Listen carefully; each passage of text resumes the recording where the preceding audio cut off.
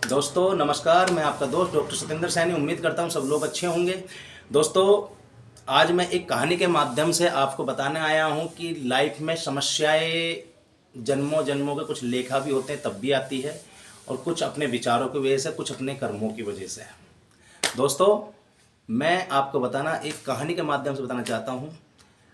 प्राचीन काल की बात थी। दो मित्र जो शहर को कमाने चले गए, इकट्ठे हो गए, और बाहर जाकर कुछ दिन उन्होंने मजदूरी करी। मजदूरी करके एक होटल डाल लिया, क्योंकि उनके दिमाग में आई भाई कि कुछ और रोजगार करा जावे।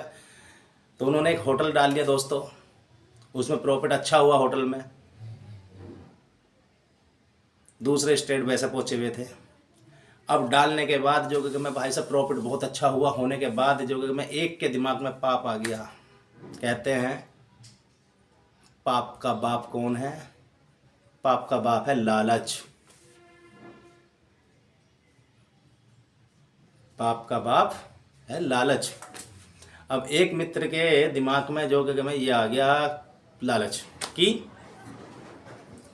अगर जो इस दूसरे मित्र को मैं हटा देता हूँ, इसे ख़त्म कर देता हूँ, करवा देता हूँ ख़त्म इसे, तो सारा पैसा, सारा धन तेरा हो जाएगा और तू गांव में जाकर अब अपना शान से ज़िंदगी बिताना। बहुत पैसा कमा लेता है। और उसने कराइयो। करने के बाद जो कि मैं उसको मर्डर करवा दिया। मर्डर करा या करवाया वो तो मैं नहीं जानता, लेकिन हाँ, वो गांव में जाकर फिर दोबारा वापसी जाता, बहुत धन कमा कर लेके। उसकी शादी हुई। शादी होने के बाद आने वाले टाइम में उसको बच्चा हुआ, और बच्चा 20-22 साल का हो गया।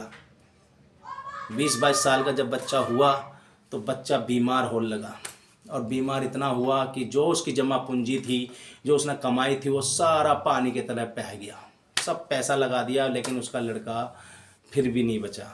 लास्ट टाइम जो आ रहा था उस लड़के का, वो बोला पिताजी इधर आइए। वो आया, उसके धोरे बोला बेटा क्या बात है बता। तो दोस्तों,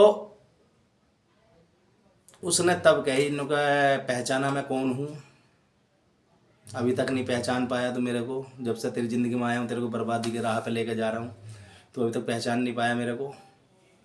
मैं कहा मैं वो इंसान हूँ जिसका तूने मर्डर करके, तेरा दोस्त था मैं पिछले जन्म में, मर्डर करके सारा पैसा इस्तेमाल लिया था। उसी पैसे का हिसाब लेना आया हूँ।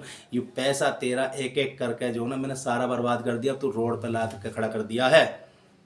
दोस्तों, उस आदमी ने उससे कही कि अब तू रोड पे आके खड़ा हो गया है, अब मुझे मोक्ष मिल जाएगा, अब मेरे अंदर कोई गिला शिकवा नहीं रहेगा। तो दोस्तों, मैं कहता हूँ कि कर्म होते हैं, जैसा करोगे वैसा भरोगे। अगर जो आपने नीम का पेड़ लगाया है, नीम का पौधा लगाया है, तो आपको आम नहीं मिल सकते। ये विधि का विधान नहीं है। विधि का विधान यूँ है कि जो आप बोओगे वो ही काटोगे। ये विधि का विधान है। बात अलग, कम कम ज़्यादा हो जावे, बात अलग है। जैसे कोई खेती बोई, कम ज़्यादा हो गई, लेकिन अगर जो आपने अन्न लगाया है, गेहूं बोई है, तो गेहूं काटोगे उस खेत में से। निकासी कम ज़्यादा होगी, उसकी देख रेख अच्छी नहीं करी तो बात अलग है। उसमें से आप ज्वार नहीं काटने के, उसके अंदर से आप बाजरा नहीं काटने के। दोस्तों, ये विधि का विधान है। समझने का प्रयास करो मेरी बात को। आप अपने विचारों को शुद्ध करो, अच्छे अच्छे विचार बो अपने मन के अंदर, दूसरे के बारे में अच्छा सोचो, अच्छा करो, जितना भी हो सके। पुरुषार्थ का काम उतना करो। किसी को खाने को, भूखे को खाना खिला दिया, किसी को कपड़ा वपड़ा पहरा दिया, या जो भी जिस लायक हो, किसी को पानी पिला दिया, जिस लायक हो, जितना भी हो सके। पता है ना, जितने भी ये अडानी बडानी अंबानी हैं, जितने भी, आपको पता है कि कितना लोग मैं कितना मोटा जो इन्वेस्ट करते हैं, क्योंकि मैं लाचार हो गया। महाकुंभ लगा था, महाकुंभ में जो कि मैं अडानी का 12 मास मतलब 24 घंटे उसके अंदर क्योंकि मैं वो चली थी रसोई, जिसमें 5 लाख पर डे क्योंकि मैं खाना खा रहे थे कम से कम। ये पुरुषार्थ कमाते हैं ऐसे ऐसी जी कैसे? आप बड़ा नहीं कर सकते तो छोटा सा भंडारा कर लो, छोटा सा कुछ वो करो कि किसी को दान दो। दान जब आपका हाथ ऐसा होएगा ना, तो परमात्मा आपके हाथ में और देगा, और देगा। छोटे स्तर पर दान दो, पर दो।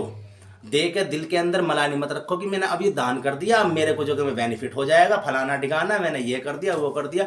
जितना आपके मन के विकार शुद्ध होंगे, जितने मन के विचार आपके अच्छे होंगे दूसरों के प्रति, उतना ही तुम अपनी प्रॉब्लम से दूर होते चले जाओगे, उतना ही तुम बुद्धत्व को प्राप्त करोगे। ये गारंटी है दोस्तों। मेरे गुरु कहते हैं साक्षी श्री कि जैसा जैसा आप अपने विचारों में लाते हो वो सब चीज़ तुम्हारे जीवन में आता है। बहुत से लोग होते हैं उनका यार चाह मैं क्या रहा हूँ हो क्या रहा, अरे तुम बार बार उस चीज़ को अटैक कर रहे हो, लो अट्रैक्शन कर रहे हो, क्योंकि तुम्हारा फोकस किस चीज़ पे है, जिस चीज़ को आप चाहते नहीं हो, और वही चीज़ आपके जीवन में आएगी।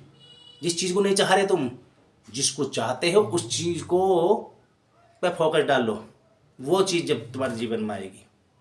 लेकिन तुम कर रहे हो उल्टा।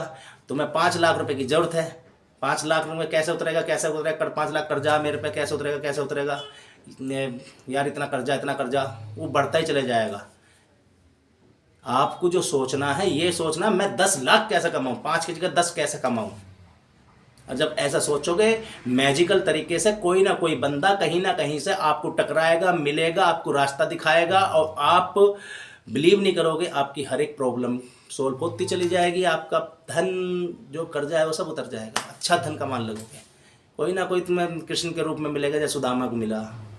विचारों को तो शुद्ध करो, श्रद्धा भाव तो रखो यार। थैंक यू दोस्तों, बहुत बहुत धन्यवाद। वीडियो बड़ी होती जा रही है, नेक्स्ट वीडियो में और मोटिवेट करूँगा आपको। लाइक शेयर सब्सक्राइब जरूर कर देना, तो थोड़ी सी वैल्यू मिले। Thank you.